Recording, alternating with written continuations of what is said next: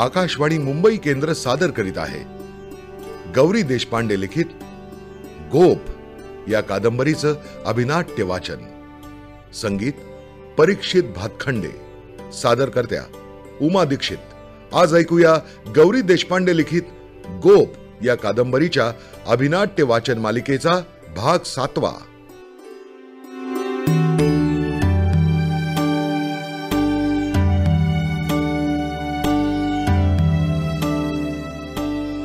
श्रोते हो, वसुमती आणि माँ यांच्या मनात जे होतं ते अखेर घडून आलंच।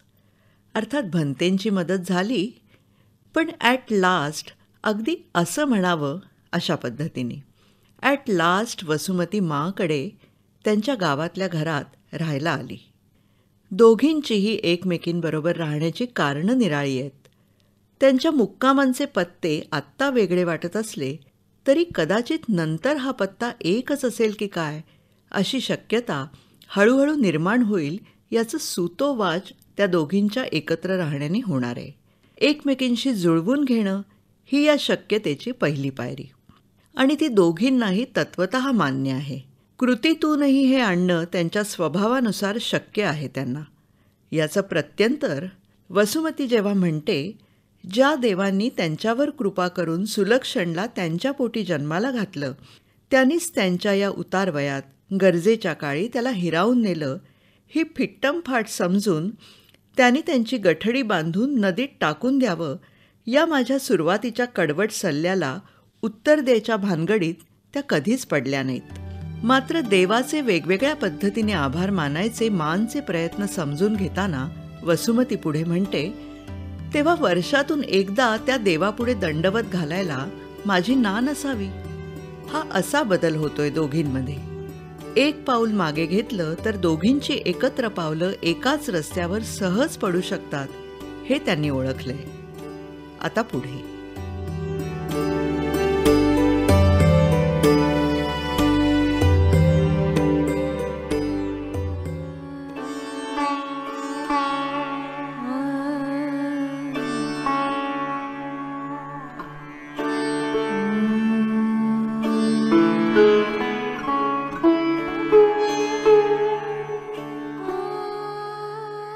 दिवसभर भरपूर काम करून मग वसुमती रात्रीही जागून काही लिहित असते। हे सारे पैसे गाठी मारण्याचे उद्योग आणि ते तिनं करणं आता भागच आहे हे मी समजते, पण म्हणून कधी तिच्यापुढे कणवेचे कौतुकाचे 4 शब्द काढायची सोय नसते। मला समजू नये म्हणून ती दार बंद करून घेते, पण फटीतून बारीक तिरीप येतेच। बिछाण्यावर पडायच्या आधी दात घासायला जाताना आधी अंधार करूनच ती दार उघडते, तरी तिचा वावर कळतो। मग धीर करून जवळजवळ रोजच मी म्हणते, दूध पिऊन घे ग दात घासायच्या आधी। प्रथम धुसफूस केलीन, पण आता बहुधा जाऊन गटागट पिते। पाहुणे रावळे असले तर न सांगताही पिते। मला समजत नाही इतका राग का धुमसत असावा माणसाच्या मनात। आचेला प्रेमाला सुद्धा रागाचंच उत्तर। सुलक्षणच्या मृत्यूनंतर ती आईकडे जाईल अशी भीती होतीच माझ्या मनात, आणि मी तर तिला आणि मुख्य म्हणजे आदित्याला मुळीच जाऊ देणार नव्हते। मग तिच्या त्या मानी रागीट स्वभावातच मला सापडला माझा मार्ग। गिरिजाबाईंचा रोष पत्करून रोखठोक बोलले ते तिनं मानलं। त्या कामात मला माझा नव्या नवलाईचा भाऊ पाठीराखा झाला। धर्मकीर्तींच्या हस्तक्षेपा वाचून मला वसुमती आदित्य इतक्या सहजासहजी मिळाले नसते, आणि त्यांच्याबरोबर हा जसपालही। त्याच्याबद्दल मला सतत माया वाटावी हे नवल नाही। त्यानं येऊन मला अखेर सुलक्षणकडे नेलं, आणि त्या रात्री आम्हा सर्वांपासून दाबून ठेवलेलं रडं आदित्य त्याच्या गळ्यात पडून रडला, त्याच्याबरोबर जसपालही। बघून एकदम माझा सुलक्षण थोडासा परत मिळाल्यासारखं झालं। आता त्याचं वसुमतीचं पुढं मागं काय जमतं बघायचं, पण नाही काही जमलं तरी मला एक पोर मिळाला हे काय कमी आहे। आणि जमेलच म्हणा, इतर कुणी नाही तरी आदित्य आणेल जमवून। म्हणजे वसुमतीच्या जमेच्या बाजूला एक ती, एक भाऊ, एक मुलगा, एक आदित्य, कमाईच कमाई। पण हे ती जाणत नाही, कारण ती आल्यावर सारं काम तिच्यावर टाकून मला रिटायर व्हायला लागलं त्याचं मला वैषम्य वाटतं असं तिला वाटतं। पण मला नाहीतरी कंटाळा आलाच होता। ज्याच्यासाठी सगळं जपलं तो प्रथम शक्य तितक्या लवकर उठून चालू लागला आणि गेला तोही नाटक सिनेमाच्या धंद्यात। आणि आता तर कशातच काही अर्थ उरला नव्हता। आदित्याकडे बघून थोडा धीर येतो, आशा वाटते. पण तो तरी इथं राहील याचा काय भरवसा? वसुमती सगळं बघायला आहे तोवर या खटल्यातून आमच्या साऱ्यांच्या उपजीविकेचे तरी पैसे निघतील. पुढचं पुढे. मिनिटांमागून तास आणि तासांमागून दिवस जातातच. देवपूजा आहे, घरकाम स्वयंपाक आहे, येणारा जाणारा आहे.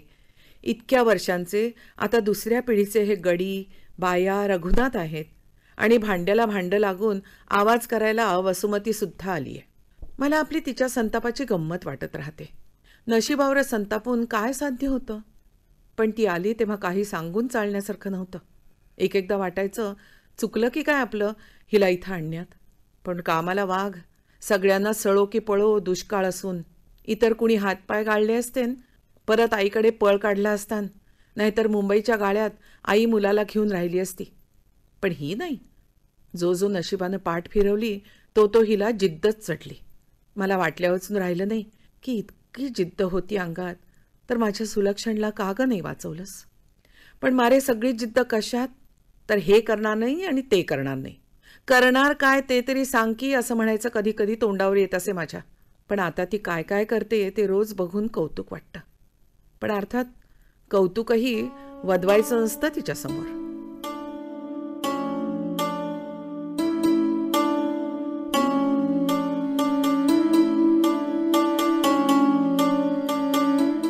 लग्नानंतर प्रथम भेटली तेव्हा चांगलीच खट्टू झाले मी.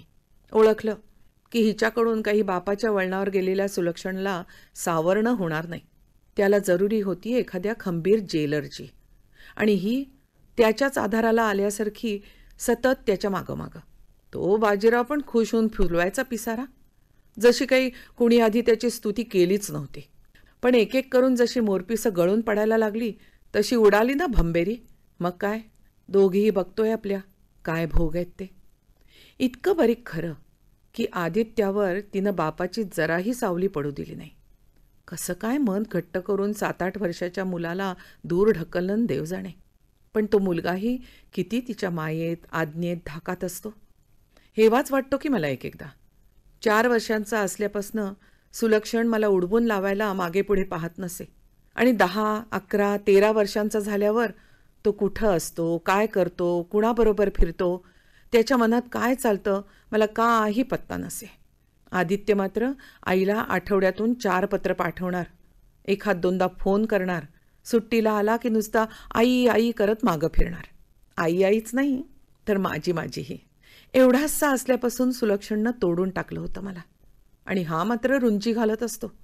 गप्पा मार, पेपर वाचून दाखव, अभ्यास करत असला तर अभ्यासाचं पुस्तकसुद्धा. आणि त्याची आई काय म्हणणार? जरा गप्प बस ना आदित्या, भिंतीसुद्धा बैऱ्या होतील तुझी बडबड ऐकून. अगं बाई, पुढं तुला विचारी नसा झाला की मग आठवेल हेच. मग म्हणशील तू का रे आदित्य बोलत नाहीस, काय केलंस आज सांग ना जरा. आणि तो म्हणेल बास आई, रोज काय तेच सांगायचंय. मग काढशील डोळ्यातून पाणी. आणि जरासुद्धा लाड करत नाही. जरा येऊन बेलगला की अरे किती उकडतंय आदित्या, लांब बस बघू. न राहून मी एकदा म्हटलं, अगं मूलच आहे ना. तर माझ्याकडे न बघताच नेहमीच्या रागीट सुरात उत्तर तयार. उगीच लाड करून बिघडून नाही ठेवायचे. विद्वांच्या एकुलत्या एक मुलांचा सत्यानाश व्हायला काय वेळ लागतो. असे टोले पचवूनही गप्प राहायला शिकलीये. पण कधीतरी विचारावं असं वाटतं की सुलक्षणनं 15 वर्षात कधी 15 मिनिटांचा सुद्धा आनंद नाही दिला तुला. सारखी आगच काय पाखडत असतेस त्याच्या नावानं. माझ्यासारखं आयुष्य यायला हवं होतं वाट्याला. म्हणजे मग 15 मिनिटांच्या आनंदाला सुद्धा म्हणाली असतीस कितीतरी मिनिटं आनंद हा. पण खरं म्हणायचं तर वसुमतीकडे जो बघते तो तिची दयाच येते. मी निदान आईबापांची तरी लाडकी होते. किती कोड कौतुक असे.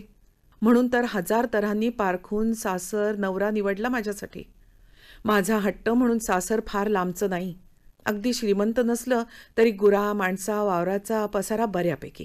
नवरा देखणा, अगदी समोरासमोर भेटू देखील दिलं. घुंगट होता नाकापर्यंत. जरा मान वर करून तिरप्या नजरेनं पाहिलं तो भेटलीच नजरेला नजर. एकदम धडाधडा छातीत वाजवून तोंडचं पाणीच पळालं. पण तो कळेल न कळेलसा हसला, ते दिसलं. आणि माझ्याही चेहऱ्यावरचं हसू लपवायला घुंगट आणखीन पुढं ओढला तेव्हा हातभर काकणं खळकन वाजले. बाप्पांनी लग्नात अंगभर दागिने केले. वर्षाचा शिधा, कपडे, वर देणी घेणी. एकट्या लाडक्या लेकीचं काही म्हणून काही करायचं ठेवलं नाही त्यांनी, भैयांनी. आता त्यांना काय स्वप्न पडलं होतं?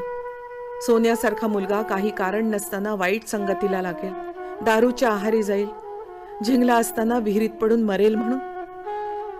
चांगला मुहूर्त पाहून गर्भाधान झालेलं. नव्या नवलाईच्या बायकोला दिवस गेलेले.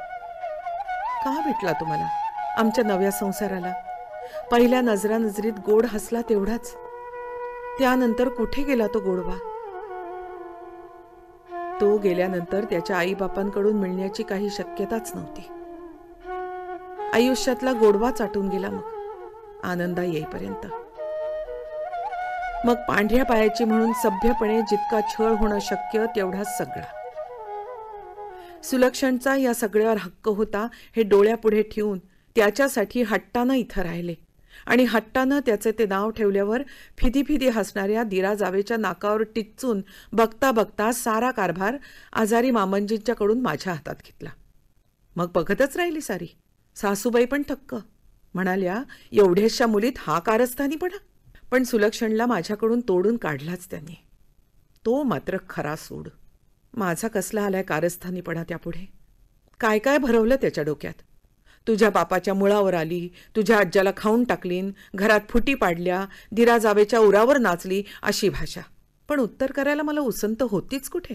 मरण्या अगोदर मामंजींच्या हाते रितसर वाटण्या करून इथलं सगळं सुलक्षणच्या नावावर करून दिरा जावेला त्यांच्या वाटणीच्या वावरात घालून देईसोवर रात्रीची झोप सुद्धा ठाऊक नव्हती. मी दगडासारखी आहे म्हटल्यावर अखेर सासूबाई पण त्यांच्याकडे गेल्या आणि वर्षभरात सारं विकून तिघे मुंबईला. तेव्हा कुठे सुटकेचा निश्वास टाकला. पण तोवर सुलक्षण मला झटकून टाकायला न जुमानायला लागलाच होता. चांगला मोठा होईस्तोवर त्याला काय कळणार होतं यातलं खरं खोटं. आणि तोपर्यंत त्या मूर्खबाईनं स्वतःच्या मुलासारखीच नातवाचीही गत करून टाकली होती. त्याला आईदी, ऐशारामी, लहरी, मनमान्या बनवून ठेवला होता. यात तरी काय नवल? तेव्हा कधी कधी वाटायचं पण की यापेक्षा आईकडे जाऊन राहावं. त्याला पोटाशी धरून सरळ मार्गानं जो काय कारकून, मास्तर, बस कंडक्टर होईल तो होऊ द्यावा. आणि आता तर वाटतंच, काय या जमिनीनं भलं केलं त्याचं? जमीन मी त्याच्यासाठी मिळवली की माझ्याच जिद्दीसाठी? आणि याच विचारानं वसुमती पुढे शब्दावर शब्द गिळते. ते म्हणेल ते ऐकते, सांगेल ते करते. माझे सगळेच आडाखे चुकले. आता तिच्याकडून तरी मार्गाला लागू दे हा वंश. आता अशा काही मोठ्या अपेक्षा नाहीत. आदित्य सचोटीचा, सरळ, निर्व्यसनी असावा. त्यानं आईला म्हणजे मलाही धरून राहावं. चांगल्याशा मुलीशी सुखानं संसार करावा, बास. वसुमतीला काय वाटतं कोणास ठाऊक. मुलाबद्दल ती काही म्हणत नाही. अपेक्षेचं, कौतुकाचं तर कधीच नाही. आईबापांनी मुलांचे लाड करायचे असतात, त्यांची कौतुकं सांगायची असतात, ती मोठी व्हायची स्वप्न पाहायची असतात, अशी काही कल्पनाच तिला नसावीशी वागते. तिच्या वाट्याला आईबापांचं कौतुक कितपत आलं शंकाच आहे. त्या आईच्या घरी तिच्या वाट्याला मानहानीखेरीज काही नाही हे भाऊंचं म्हणणं चटकन पटलं मला. रीतिरिवाजांचा बडेजाव करतात, पण त्याच्या मागं जाऊन पाहिलंय ना मी केव्हापासून. आदित्यच्या जन्मानंतर ती मंडळी मला प्रथम भेटली आणि मी जरा चक्रावलेच. म्हटलं, एकुलत्या मुलीचा पहिला मुलगा, गिरिजाबाईंचा पहिला नातू, खुश असतील सारी. बरं, जावई निदान तेव्हा तरी कोणी नावं ठेवावा असा नाही. विहिणीशीही प्रथमच गाठ. पण आम्हा कुणाकडे लक्ष द्यायला फुरसत होती कुणाला? सारेजण सुनेच्या कौतुकात. तिला नुकतेच दिवस गेलेले म्हणे. आणि काय म्हणतात ते कौतुक, तर ती किती गोरी आहे. कसला तो इडलीसारखा पांढरा पटक्क चेहरा, ना आकार ना उकार. आता सावळी म्हटली तरी वसुमती नीटच हुशार दिसते. हसेल तेव्हा हरखून जावं इतकी गोड हसते. पण भावापुढं कधी कुणाला ती दिसली की नाही कोण जाणे. आम्ही मुलाचं नाव ठेवलं आदित्य. ते ऐकून त्या दिव्य भावानं काय म्हणावं, इतका काळा हा आदित्य, त्याला ग्रहण बिहण लागलेलं दिसतं. आणि त्याची ती गोरीपान इडली बायको आणि गोरीपान आई या इनोदाला खुसूखुसू हसल्या. सुलक्षणच्या बारशाची आठवण झाली आणि मी दुसऱ्याच दिवशी गाशा गुंडाळला. जाताना सुलक्षणला म्हटलं, वसुमती आदित्यला घेऊन माझ्या मागं चटकन घरी ये. कधी नवत ते त्यानं पण ऐकलं.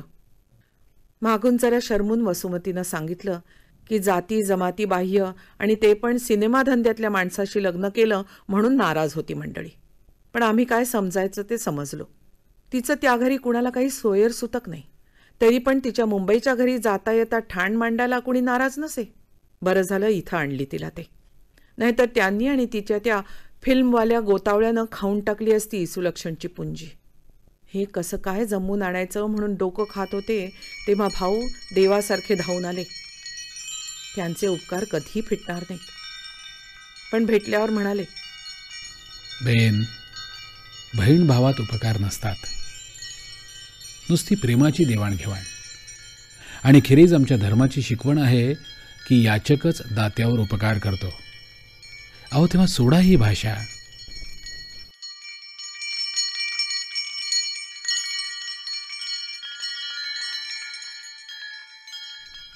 त्यांनीच दाखवून दिलं की वसुमतीला उघड दया कणव दाखवायची नसते. किती रमलीस बेटा असं म्हटलं की उत्तर आलंच. मला काय धाड भरली आहे. इतकी तेज फटकळ जिद्दी मुलगी सुलक्षणला कसा काय जाऊ दिला हातून असं वाटतं एक एकदा. पण ती विचारण्यासारखी गोष्ट नाही. काही कुठं विचारायचं नसतं तिला. नवरा ऐन 40शीत वारल्याचं एवढं मोठं दुःख, पण दात ओठ खाऊन एक अश्रूही न ढाळता पेलत असते. त्या तेज स्वभावाचा फायदा घेऊनच त्या दिवशी जराही कणव न दाखवता भाऊ म्हणाले, माझी आज्ञा मानली पाहिजे वसुमती. आणि तिनं ती मानली तेव्हा मला पण तिच्या स्वभावाची किल्ली सापडल्यासारखी झाली.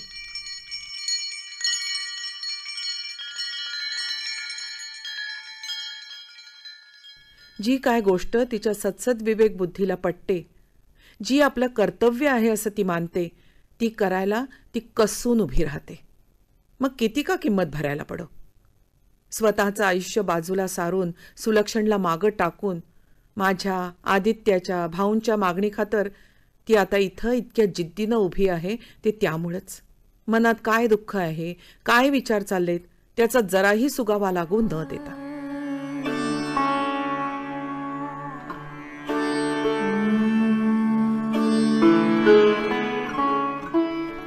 माझी गोष्ट वेगळी होती. नवऱ्याशी जेमतेम ओळख झाली होती नव्हती. नवरा गेला या दुःखापेक्षा आता विधवेचं जिणं नशिबी आलं. लहान पोराला पोटाशी घेऊन कुणाच्या तोंडाकडे बघू, या भावकीत त्याचा जीव कसा वाचवू, त्याची वाटणी मिळवण्यासाठी झगडू की आईकडे परत जाऊ, असल्या प्रश्नांचा गोंधळच फार होता डोक्यात. दुःख करायला जागा नव्हती. हळहळ होती ती जन्माचा जोडीदार गेला इतकी नेमकी नव्हती, तर संसाराचं सुख कधी मिळालं नाही आणि मिळणारही नाही अशी धूसर होती. पण सुलक्षणच्या हक्काचं सारं त्याच्यासाठी मिळवायचं असा एकदा निर्धार केल्यावर पुढचा रस्ता सरळ होता. इकडं तिकडं बघायला जागा नसावी इतका सरळ होता. अर्थात सरळ असला तरी सोपा नव्हता. वसुमतीचा आहे इतका खासच नव्हता. उलट्या भाषेत म्हणायचं तर तिच्या पुढचा रस्ता सरळ नाही पण सोप्पा आहे. मनात आणलं तर पुन्हा लग्नसुद्धा करेल जसपालशी. आत्ता 40शी ओलांडली आहे पण लहान दिसते. म्हणे त्याला कारण तिचे सगळे ते व्यायाम. रोज सकाळी गावाच्या रस्त्यानं धावत सुटते, मग घरी येऊन गुडघे डोक्याला लावते. कागं असं करायचं म्हटलं तर म्हणाली तब्येत छान राहते, मन शांत राहतं. असेल बाई, पण मी नाही कुठं पळाले. ती वावरातून गड्या बायांमागं वडवड पडतील. ती धारा दारी घरकाम अशी कामं म्हणजे व्यायामच की. आणि सकाळी उठून पाठ वाचला की बख्खळ मनःशांती मिळते. पण अर्थात तिला काही हे म्हणत नाही. तशी बिचारी चांगलीच आहे. भरपूर काम करते. मला कसली तोशीच पडू देत नाही. दुरुत्तरं भांडणं नसतात. आपल्या परीनं मुलाला बघते. आणखी काय पाहिजे. पोटातून माया लावायला ती काही माझ्या पोटची नाही. आणि होता त्यानं तरी कितीशी लावली. पण पोटचा नव्हता त्यानंच लावली हेही खरं आहे. कुणी सांगावं.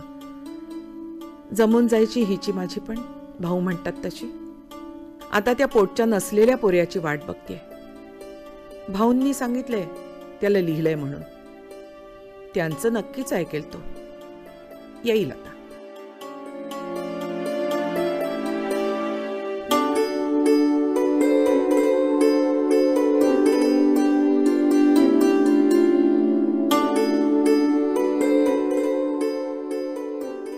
घरी राहायला येणाऱ्या मुंबईच्या मित्रमैत्रिणींचा उपद्रव माननाच अधिक व्हायचा, यात शंका नाही. कारण जेवण खाण्याच्या 2 वेळा सोडून मी घरात असतेच कुठे. पण तरी त्या सगळ्यांना तोडून टाकणं तसं फायद्याचं नव्हतं, हेही उमजल्यामुळे त्यांची जरा नाकेबंदीच झाली होती. मुंबईपासून फारच दूर, आडगावी, मुख्य रस्त्यापासून अगदी एकीकडे आपलं घर आणि जमीन का नाही, असं त्यांना वाटायला लागलं तर नवल नव्हतं. पण नेहमीच्या व्यवहार चातुर्यानं त्यांनी त्यातून मार्ग काढला. आलेल्या पाहुण्याला कामाला झुंपायचं. शहरी लोकांना विशेष नावडणारी, उन्हातान्हातली आणि जनावरांची कामं करायला त्या त्यांना हाकलायला लागल्या. एवढं काही करताना घामाघूम झालेल्या आणि जनावरांच्या शेणा, लेंड्या, मुता, शेंबडापासून स्वतःचे कपडे वाचवायला बघणाऱ्या पाहुण्यांची त्रेधा तिरपीट पाहून पोरांचं मनोरंजन व्हायचं आणि कदाचित कुणाच्या हातून एखादं काम व्हायचंही. पण मुख्य फायदा म्हणजे त्यांची संख्या लवकरच रोडावली. काही महिने उलटल्यावर नेहमी येणारा जसपाल तेवढा उरला. त्याला कामाला लावायचे मानसे आणि सकाळी जॉगिंगला घेऊन जायचे माझे सर्व प्रयत्न त्यानं हाणून पाडले. आणि त्यांच्याबरोबर स्वयंपाकघरात तुडबुडणं, त्यांना निरनिराळ्या पुस्तका मासिकातून गमतीदार गोष्टी वाचून दाखवणं, गरजेच्या वेळी ट्रॅक्टर चालवणं, असे त्याच्या आवडीचे उद्योगही त्यानं सोडले नाहीत. माननी त्याला आश्चर्यकारक जल्दीनं सामावून घेतला. सुलक्षणशी लग्न झालं तेव्हा फिल्मी सर्कलच्या ग्लॅमरची मला अर्थातच भुरळ पडली होती. पण 1.5-2 वर्षातच त्यातल्या बहुतेकांबद्दल या लोकांपासून 4 हात दूर राहिलं तर बरं, असं वाटायला लागलं. सर्वसाधारणपणे कुणाचं बोलण्यात बोलणं नसे. तोंड देखलं गोडच काय, पण मनात ठसण्या इतकं सलगीचं वागणं झाल्यावर पुढच्या भेटीत आपलं नावही त्यांना आठवू नये असं फारच वेळा व्हायचं. स्वतः सोडून इतर कुठल्या विषयावर बोलणं म्हणजे ते वेळाचा अपव्यय समजत. त्यातल्या त्यात मग त्यांच्यापैकी तांत्रिक लोकांशी माझा अधिक जमे. पटकथा संवाद लेखक म्हणून सुलक्षणचा आणि पुढे माझाही नटनट्यांपेक्षा दिग्दर्शक, तंत्रज्ञ यांच्याशी जास्त संबंध येई. त्यांच्याशिवाय 4 लोकांसारखे लोक भेटायचा संभवही अधिक. त्यांच्यापैकी एक जसपाल, सुलक्षणचा सर्वात आवडता मित्र. पडेल ते काम करणारा म्हणून सुरुवात करून पुढे स्वतःच शिकून परदेशातलेही बरेच कोर्स करून तो उत्कृष्ट मेकअपमॅन झाला होता. त्याच्याच शब्दात सांगायचं तर रंगारी. लग्नाआधी मला कुणा ग्लॅमरस माणसांना त्यांच्या ग्लॅमरशिवाय पाहायची संधी आली नव्हती. पण नंतर जी बरीचशी माणसं पाहिली त्यावरून जसपालचं त्या धंद्यात एवढं प्रस्थ का होतं ते सहज समजलं. एकदा मी सुलक्षणला विचारलं होतं, या जगन्मान्य सुंदर्या सोडून तू माझ्याशी कसं लग्न केलंस? तर म्हणाला होता, जगाला त्यांची बाहेरची सुलटी बाजू दिसते, पण मी रोज बघतो उलटी, शिवणीकडली. तुझ्या उलट्या सुलट्यात तसा फारसा फरक नाही ना, म्हणून आवडलीस. आणि म्हणूनच की काय, मी करणाऱ्या नट्यांना नामोहरम करण्याबद्दल ख्याती असणाऱ्या जसपालनं कधी मला तुला अमुक रंग बरा दिसत नाही इतकं सुद्धा म्हटलं नाही. आधीच कपडे लत्ते, दागदागिने, रंगरंगोटी यांच्याबद्दल उदासीन असणाऱ्या मी चेहऱ्या मोहऱ्याचं सौंदर्य या संकल्पनेपासून अगदी फारकत घेतली तरीही कधी म्हटलं नाही. सुलक्षणच्या अनेक थेरपिस्टपैकी एकानं त्याला रोज जॉगिंग करायला सुचवलं आणि त्याला ते करायला लावायचा उपाय म्हणून त्याच्याबरोबर सुरू केलेलं आवडलं म्हणून ते तेवढं चालू ठेवलं. पण त्यातही सौंदर्य सौष्ठवापेक्षा आरोग्याचा, मनःशांतीचा उद्देश होता. आईकडल्या धबडग्यात ते मागं पडलं ते पुन्हा सुरू करता आलं हा माजींकडे जाऊन राहण्यातला आणखी एक फायदा. आम्ही रोज सकाळी उठून तासभर जॉगिंग करून यायचो. ते 6 महिने मला यशाची खात्री वाटायला लागली होती. इतकी की त्या काळात सुलक्षणबरोबर सावलीसारखी न फिरता मी जरा लहानग्या आदित्यच्या कोडकौतुकात दिवस काढायला लागले. पण एका रात्री जेव्हा जसपालनं त्याला संपूर्ण बेशुद्धीत कसंबसं घरी आणलं तेव्हा माझे डोळे खाडकन उघडले आणि चरचरून लक्षात आलं की माझ्या कुठल्याही प्रयत्नांनी सुलक्षणला वाचवणं शक्य नाही. ते प्रयत्न त्यानंच करायचेत. माझं प्रेम ही काही त्याच्या उद्धाराची शक्ती, प्रेरणा होऊ शकणार नाही.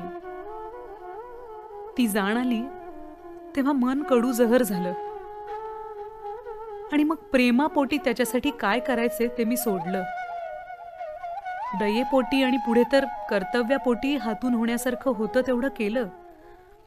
पण ही उतरती भाजणी त्याच्या लक्षात येणार नाही असा संभव नव्हता. तरतरांच्या मादक अंमली पदार्थांच्या पूर्ण आहारी जाऊन अखेर निकामी झाला होता, तरी सुलक्षणची तीक्ष्ण बुद्धी आणि जिवंत संवेदना विलक्षण जाग्या होत्या. त्या आधीच्या काळात तर एका सकाळी कॉफीच्या कपासमोर बिनदिक्कत 5-6 निरनिराळ्या रंगांच्या गोळ्या मांडून ठेवून त्या एकामागोमाग एक गिळताना म्हणाला, हे बघून तुला दुःख होईल अशी परिस्थिती उरली नाहीये आता, नाही का?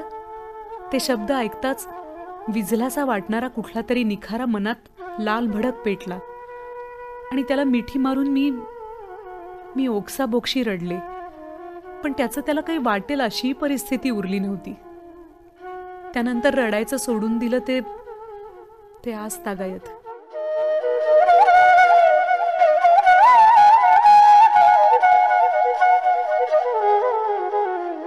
सुलक्षणचा तारा डोक्यावर चमकत होता तेव्हा त्याच्या अवतीभवती करणाऱ्यांनी तो मंदावताच त्याच्याकडे पाठ फिरवली. उरता उरला एक जसपाल. त्याला लेक्चर न देता, त्याची निर्भत्सना न करता, त्याच्यावर आपण मेहरबानी करतोय असं कधी न दाखवता तो येत राहिला. आपल्याकडून आणता येईल तेवढं काम आणत राहिला. गरज पडेल तेवढी मदत करत राहिला. सुलक्षणला मानच्याकडे घेऊन जावं, त्यांना मुंबईला बोलवून घ्यावं, याला समज होती तोवर सुलक्षणचा विरोध होता, म्हणून त्यानंही केला. पण अखेर जवळ आली हे उमजल्यावर स्वतःच त्यांना घेऊन आला. हॉस्पिटलच्या खोलीत मानची आणि सुलक्षणच्या आवडत्या काकाकाकूंची भेट झालेली मी प्रथम पाहिली. अर्थात त्याला भेट म्हणणं अतिशयोक्तीचं होईल. त्या नर्स असत्या तरी त्या लोकांनी त्यांची अधिक दखल घेतली असती. माननीही त्यांची घेतली नाही. आपल्या शेजारी मा बसल्यात हे सुलक्षणला समजलं की नाही कोण जाणे, पण त्यांनी त्याच्यावर हात ठेवला तो त्यानं धरला आणि मिटल्या डोळ्यांनीच पुटपुटला, सॉरी. त्यानंतर एकदा रात्री वसुमती. पण मी जवळ जाऊन काय म्हटल्यावर पुढं काही म्हणाला नाही. माझं नाव हे त्यानं उच्चारलेले शेवटचे शब्द.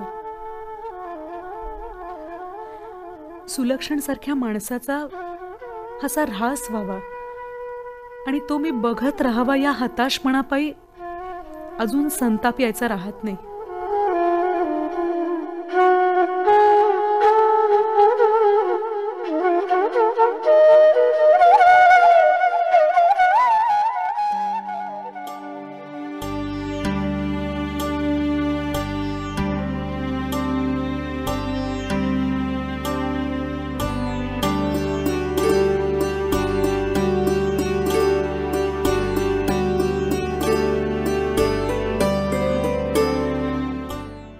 श्रोते हो, आत्ताच आपण ऐकत होतात गौरी देशपांडे लिखित गोप या कादंबरीच्या अभिनाट्य वाचन मालिकेचा भाग 7वा. संगीत परीक्षित भातखंडे. यातील भूमिका आणि कलावंत: वसुमतीच्या भूमिकेत सोनाली कुलकर्णी, भन्ते विघ्नेश जोशी, आदित्य मोहित गोखले आणि माच्या भूमिकेत रोहिणी हट्टंगडी. निर्मिती सहाय्य वैभवी झरेकर. सादरकर्त्या उमा दीक्षित. ही आकाशवाणीच्या मुंबई केंद्राची निर्मिती होती.